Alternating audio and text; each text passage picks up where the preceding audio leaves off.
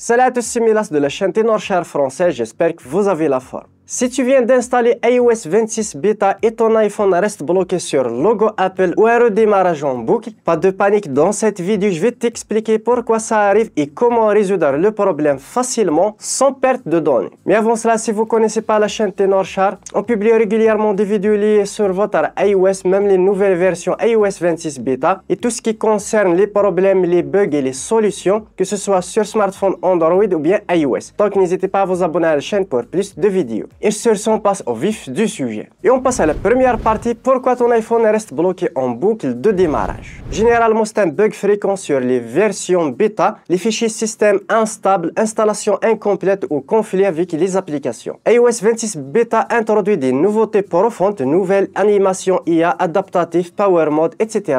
qui peuvent causer des bugs critiques sur certains modèles d'iPhone. Résultat, ton iPhone redémarre en boucle ou reste figé sur le logo Apple. Et ça touche surtout ceux qui ont installé la bêta sans compte développeur officiel. Et on passe à la deuxième partie, on va voir tout simplement les méthodes qui vont vous permettre de régler ce problème. La première méthode, c'est toujours forcer le redémarrage. Appuyez rapidement sur augmenter le volume puis sur diminuer le volume et maintenez le bouton latéral jusqu'à ce que vous voyez le logo Apple. Parfois, ça suffit à relancer le système si le bug est léger.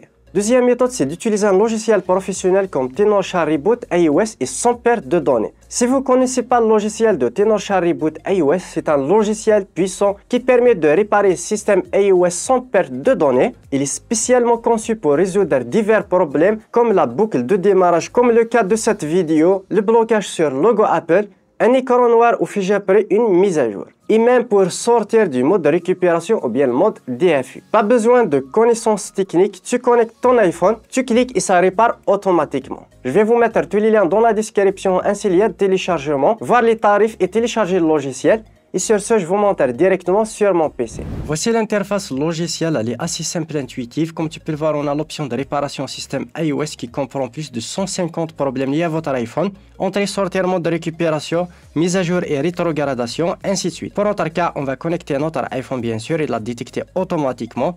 Puis on va cliquer sur démarrer la réparation. On a deux options de réparation, standard et avancée. La différence, la standard qui résout plus de 150 problèmes sans perte de données. Il y a une option avancée mais perte de données, mais ce qui va résoudre un petit peu profondément les problèmes. On va cliquer sur standard largement suffisant. On va cliquer sur réparer.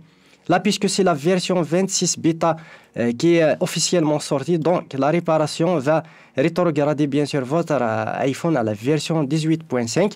Même si on est directement dans la version iOS 26. Dans quelques jours, bien sûr, elle sera disponible. Sinon, vous faites une réparation, puis vous cliquez sur, juste ici sur le logiciel, sur mise à jour, et vous faites une mise à jour vers iOS 26 bêta directement aussi grâce au logiciel. Mais pour notre cas, on va faire une réparation puisque c'est un problème de bug.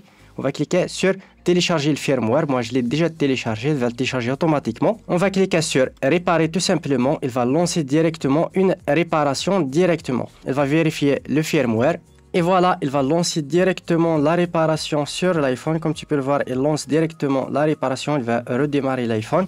Il va le mettre automatiquement en mode DFU puis lancer directement la réparation. Voilà, comme tu peux le voir, il va lancer la réparation. Vous attendez le processus, il ne faut pas déconnecter le câble ni utiliser l'iPhone pendant le processus. Ça prend entre 6 à 10 minutes, soyez un petit peu patient et je reviens directement à la fin de la réparation. Voilà, la réparation est terminée. On va cliquer sur OK. Là, il va redémarrer l'iPhone automatiquement. On attend le redémarrage. Et voilà, je peux directement accéder à mon iPhone tout simplement et sans perte de données bien sûr.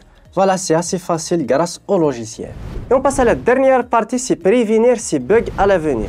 Pour ce faire, attendez toujours 24 heures après l'installation d'une bêta avant d'ouvrir toutes les applications. Ne surcharge pas ton iPhone tout de suite avec des réglages lourds ou des restaurations et évite d'installer les bêtas via les profils non officiels. Voilà, on arrive au terme de cette vidéo. J'espère qu'elle vous aura plu et que vous avez réglé le problème. N'hésitez pas à me le faire part dans les commentaires, de vous abonner surtout à la chaîne pour plus de vidéos et sur ce, à une prochaine vidéo.